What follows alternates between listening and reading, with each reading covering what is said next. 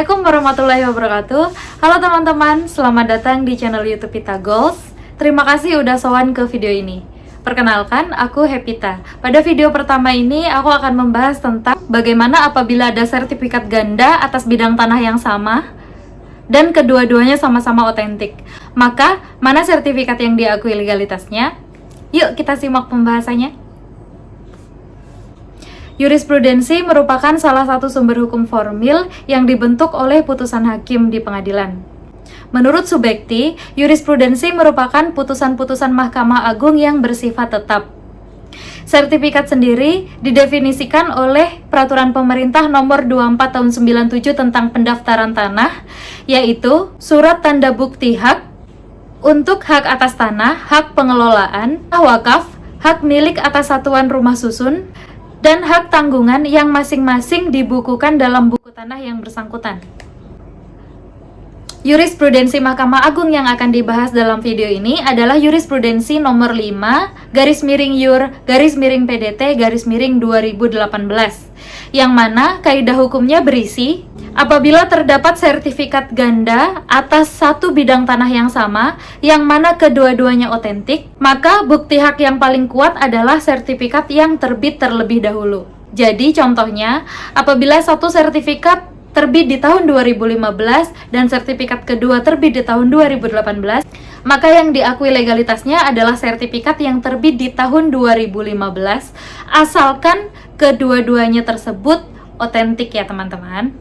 Nah, jurisprudensi Mahkamah Agung ini ada sumber putusannya. Sumber putusannya adalah putusan Mahkamah Agung pada tingkat kasasi, yaitu nomor 976K/PDT/2015 tanggal 27 November 2015. Ada 5 pihak yang berperkara dalam putusan itu. Pihak utamanya adalah, kita sebut aja Lim Tedi. Pihak pertamanya Lim Tedi, pihak keduanya Kodam 3 Siliwangi. Dan ada 3 pihak turut tergugat. Yang pertama, Kantor Pertanahan Kota Bandung. Kantor Pertanahan ini yang menerbitkan sertifikat kedua belah pihak, Lim Tedi sama Kodam 3 Siliwangi. Kemudian yang kedua adalah PT Propelat. PT Propelat ini adalah pemegang SHGB sebelum Lim Tedi. Dan yang ketiga adalah Menteri Keuangan Republik Indonesia. Nah, objek yang dipersengketakan adalah sebidang tanah dan bangunan yang berada di Jalan Cicendo nomor 16, Babakan Ciamis, Bandung. Yuk langsung kita masuk ke dalil-dalil apa sih yang disampaikan oleh Lim Tedi dan dalil-dalil apa yang disampaikan oleh Kodam 3 Siliwangi. Pihak Lim Tedi ini dia pemegang SHGB. SHGB itu sertifikat hak guna bangunan yang dia ada jangka waktunya.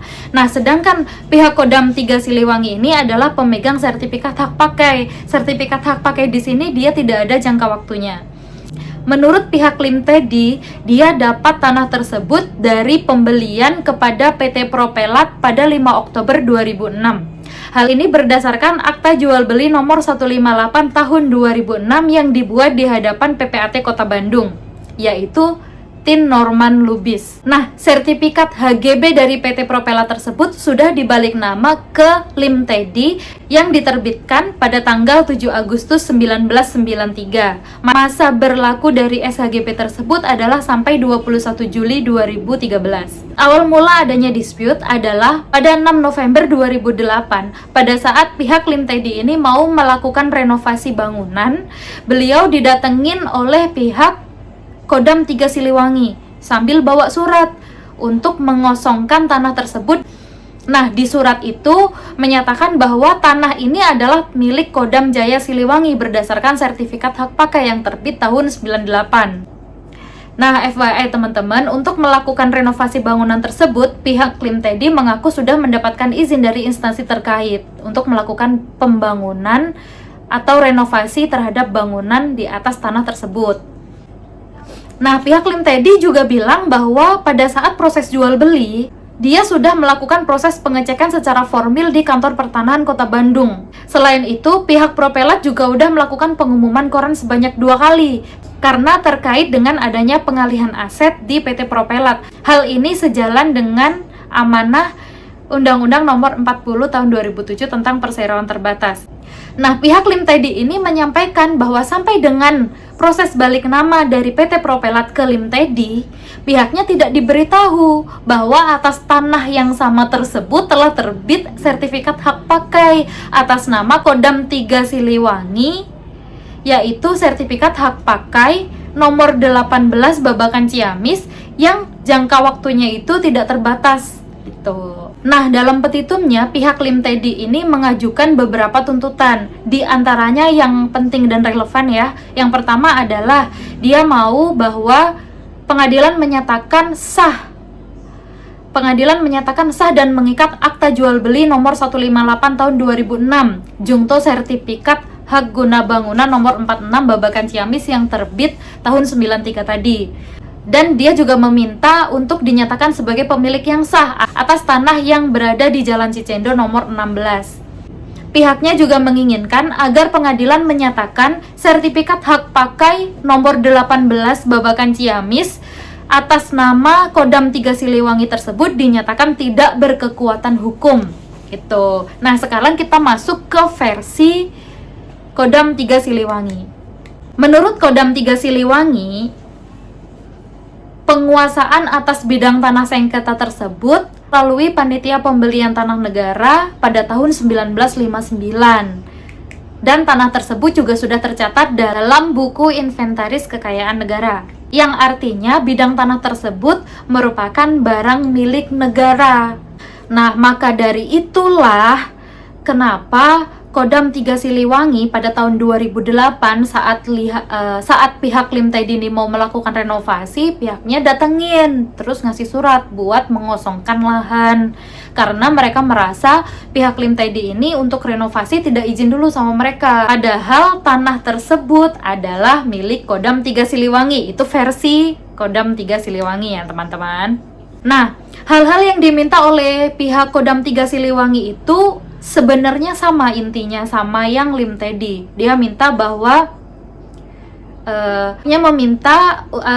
pihaknya meminta SHP nomor 18 Babakan Ciamis yang terbit tahun 98 itu sah dan berkekuatan hukum. Kemudian menghukum pihak Lim Tedi untuk segera mengosongkan lahan dan menyerahkan tanah dan bangunan tersebut kepada pihak Kodam 3 Siliwangi, dan menyatakan sah tindakan yang dilakukan oleh Kodam 3 Siliwangi untuk menyuruh pihak Lim Tedi mengosongkan lahan yang kejadian yang tahun 2008 itu tadi loh. Itu sih intinya. Terus sekarang kita masuk ke putusan pengadilan. Gimana putusan pengadilannya?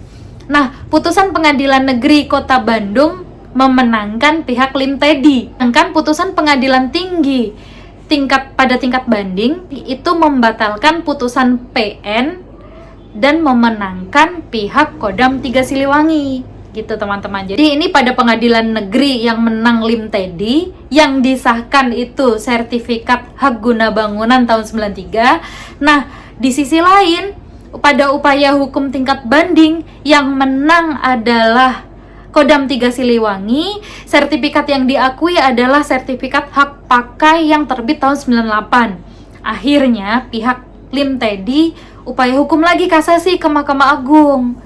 Nah, kasasinya itu hasilnya dimenangkan oleh saudara Lim Tedi dengan pertimbangan-pertimbangan sebagai berikut. Pertimbangannya yang pertama, ini adalah pertimbangan yang digunakan sebagai kaidah hukum pada jurisprudensi Mahkamah Agung, yaitu bahwa dalam menilai keabsahan salah satu dari dua alas bukti hak yang bersifat otentik, berlaku kaidah bahwa sertifikat hak yang terbit terlebih dahulu adalah yang sah dan berkekuatan hukum. Nah, ini maksudnya adalah SHGB yang terbit di tahun 93 tadi dinyatakan sah dan berkekuatan hukum dibandingkan dengan sertifikat hak pakai atas nama Kodam 3 Siliwangi yang terbit di tahun 98. Jadi putusan Mahkamah Agung di tingkat kasasi ini membatalkan putusan Pengadilan Tinggi Jakarta yang membatalkan putusan Pengadilan Negeri gitu. Paham kan ya teman-teman ya? Ini agak belibet tapi intinya kesimpulannya itu adalah apabila dua sertifikat atas satu bidang tanah yang sama, kedua-duanya ini sama-sama otentik, sama-sama benar, sama-sama